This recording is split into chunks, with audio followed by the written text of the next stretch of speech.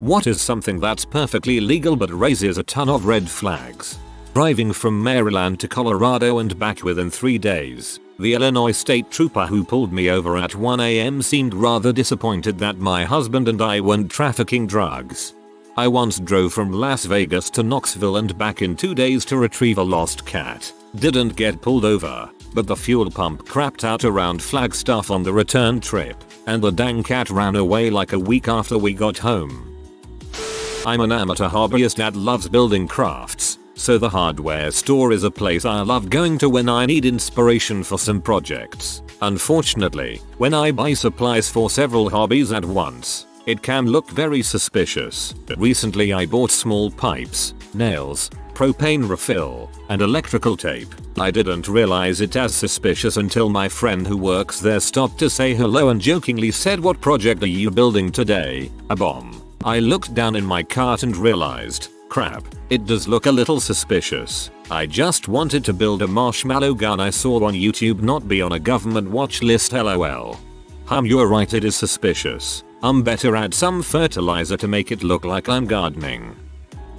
One time my cat unplugged my chest freezer and everything in it went bad by the time I had realized it. I plugged it back in to refreeze it to cut down on the odor somewhat before emptying it out. I went to the nearest home improvement store and bought a few things to clean up. Just normal stuff like arm-length nitrile gloves, N95 masks, large contractor grade trash bags, some cutting tools to chip at the ice, and copious amounts of Audubon.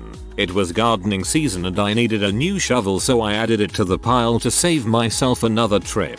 I still don't understand why that cashier looked so uncomfortable when I paid in cash. Similarly, I decided to go on an overnight camping trip and knew my tent's rainfly was suspect. I made a quick trip to the hardware store for a vinyl tarp, some nylon laundry cord and a roll of the camper's best friend, duct tape. While ringing me up, the cashier asked if I was planning to take someone for a ride. Scalping and reselling. I think the PS5 resellers were found to be so widespread and sketchy that the UK seriously thought about passing something to make scalping actually illegal. There were people scalping tickets for the final tour of the Tragically Hip. The tour was their last because lead singer Gord Downie had terminal brain cancer. In this vast and diverse nation we don't agree on much, but I'm pretty sure all Canadians agree that the Tragically Hip are a cultural treasure and people who scalped those tickets are the lowest scum there is. Buying a diesel fuel filter online in quantities greater than 1, they're converted to firearm suppressors very easily. The Venn diagram for people who buy tons of filters, people who know about them as suppressors, and people who would be suspicious has to be extremely small. According to the nurse who cared for my spouse who went to the ER with an inability to breathe, having some snot crusted up beneath your nose, she insisted it was some kind of drug and, after the drug tests all came back negative, insisted it had to be a designer drug that couldn't be detected. I was furious when I found out my spouse couldn't get pain medications to treat a broken back, pulmonary embolism, and pulmonary edema for 12 hours, all because that nurse decided to go on some kind of anti-snot crusade. I had a tox screen in the hospital that was wrong. I'm a recovering alcoholic, which I always tell medical professionals. I take my sobriety very seriously, and I try to not abuse my liver anymore. I was having a miscarriage that I ended up needing emergency surgery for. I process opiates really quickly, as did my mom, and several other people in my family. Apparently my self-reported alcoholism and needing morphine too quickly made a nurse suspicious. The tox screen popped positive for methadone, but they didn't tell me. I have never in my life even seen methadone. This woman went on a crusade about how I was in withdrawal, which was why I was miscarrying, and cut me off. I thought they believed I was still drinking. Was so grateful my husband knew I wasn't. She brought the anesthesiologist into the room as they both questioned me, and said if I was lying I would die in surgery. I was so confused. I later got my medical records, which showed the methadone, and it suddenly made sense. I thought they got my sample mixed up with someone else's until I read a couple of pages more and the outside lab didn't detect it. I petitioned to get it removed from my records. Out of fear a doctor will read the positive but not continue reading the outside lab. They said no. It's so sad how the medical establishment can treat addicts and people they just presume may be addicts. Your wife and I both legitimately needed care and would have even if we were on drugs. The fact that they were wrong and we suffered for it is just so not okay. I'm so sorry you all had to go through that. Well, I haven't experienced this myself, but apparently when a man maintains eye contact with you at the urinal, or when he rubs your shoulders while you're peeing, kicking your child out at 18, charging board rent or setting other reasonable conditions and then kicking them out if they're repeatedly broken is one thing. But thrusting a young adult out into the world to fend for themselves the moment they're allowed just because legally they're an adult is another. My parents did this. I had just turned 18. In my gap year between high school and university, I was washing cars at a local mechanic dealership to save up for the move and try to cover some of my tuition, prepare for costs of becoming independent. At the time I thought, sure, seems fair. I'm working now, I should pay my way. I now have a child of my own. I cannot imagine charging him board to live at home. I want to give my kid the best head start that I can possibly manage. I don't understand why my parents didn't feel that way too. I even had to loan money from them and pay it back for a $1,000 crap box car so I could get myself to the city. Frick that. My son gets a safe, basic but reliable used car if I can even remotely afford it, and I manage my finances so that, when that time comes, there will be money set aside for that. I probably sound whinny. I did not, by any means, have a bad upbringing. I didn't go without anything a kid needs. But I just can't imagine not wanting to give my son every advantage I can, so he can do well and give his kids an advantage too. Wearing a top coat, a flat cap, carrying a ditch blade over your shoulder, and walking out of the woods to talk to some contractors that are clearing brush. I was trying to help, but, in retrospect, I kinda looked like a murderer. Salaried middle management workers required to work obnoxious hours, forfeiting overtime pay, being forced to cover shifts, and making less than minimum wage when it's all said and done. This is a bit more grim than what other people have been answering, but being an adult and flirting with going after girls or guys who have just reached legal maturity. Smiling at someone from the edge of the street during the night while the street light flickers above you. And when they close the curtains you begin to shriek uncontrollably until they open it again, and then you begin to wave as your head gentle bobs from one side to the other, all while smiling and grinding your teeth. Are oddly specific. Following another car for too long, especially inside streets.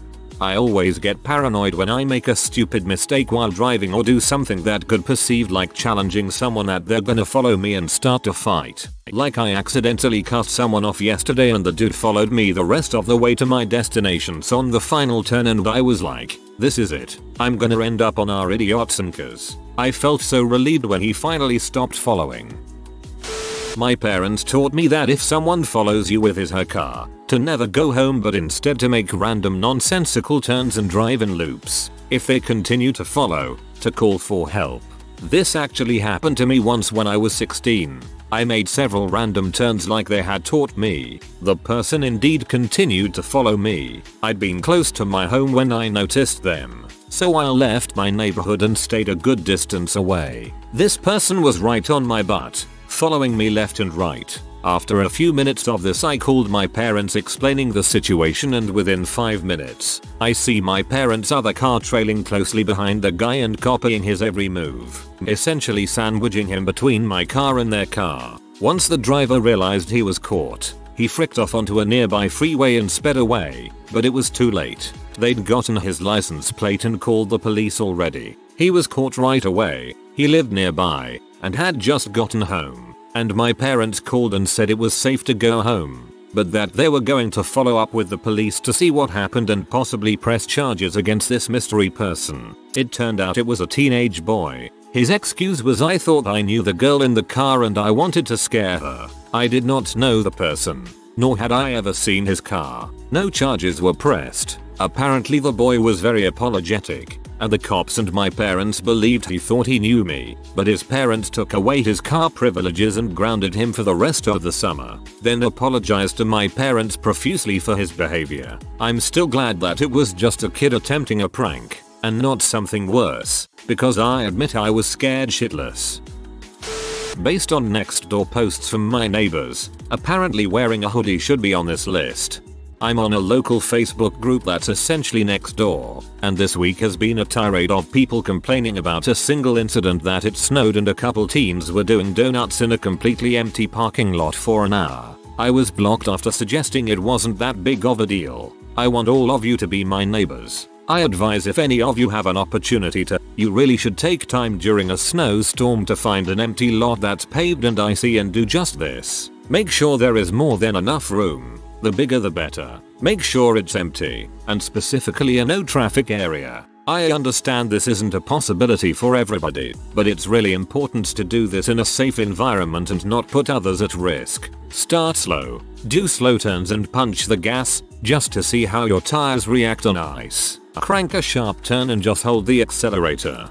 Go straight and hit the emergency brake. If you're in a top heavy vehicle, trucks, minivans, etc. Don't do this, because you risk rolling the vehicle. Also, speed isn't terribly important. You don't need to push it to 50-60 to have fun. Legit 20 miles per hour is more than enough. You'll learn a few very important lessons. You'll know what losing control feels like, and can tailor your speed to a degree that you can find that sweet spot of finding how fast you can go while maintaining control of your vehicle. You'll learn that brakes are often the enemy when your car loses control, and turning your wheels can have unpredictable consequences when they do catch the road after sliding. You'll get a feel of when to let off the gas, and when to accelerate again to guide your car to the best possible outcome. But let's be real here, the best part is that it's fun as heck.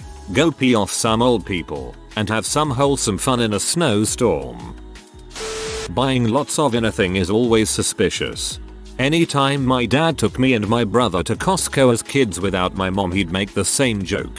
While pushing around the cart with only dog food, cat food, and a minimum of 4 gallons of milk, he'd say purposefully in front of other people, cheaper than cereal. Walking around with a sheathed sword, in Italy. Context: I'm a black belt martial artist, been doing this for 9 years now, and I walk to the gym, which is very close to my house, with a few friends who live in the area. We carry weapons for training, which in my case was a sword, katana, Japanese samurai sword kind of thing, not a standard double-bladed sword. My friends were carrying sticks and nunchucks, because different belts have different weapons. Apparently a few old ladies sitting at a cafe thought we were going to kill someone, so they followed us for about 100 meters and saw us going into the gym, and they called the police. About 5 minutes later 2 policemen came in and, in a pretty deep voice, don't know if he was doing it on purpose, asked us what we were doing with those weapons and to show them to us. We explained how they were for training and not sharp, and a couple of minutes later he said how the old ladies who called were scared of seeing 3 or 4 teenagers dressed in old Korean combat clothing carrying weapons around Rome. So you don't walk around with a sword around Rome. Where I'm at, you can pay someone's salary, one lump sum instead of by the hour, so that allows you to pay no overtime at all, and some employers will use salary to pay you less than the minimum wage.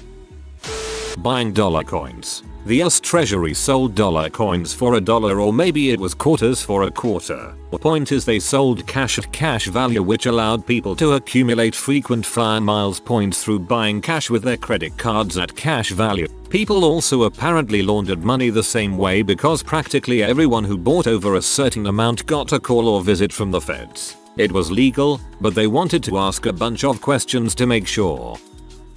Politicians lying on the campaign trail to get votes for an office. It is ridiculous that we don't put them in jail. The second it can be reasonably shown people lied to others to get their money, we arrest and potentially jail them for fraud. But even when it is obvious beyond a reasonable doubt that a politician lied to gain something even more valuable, political office which grants access to and controls enormous amounts of money, American society is like, nice one, Don LOL. If you are new to the channel, you can subscribe. I publish new videos every day. Until then, check another video.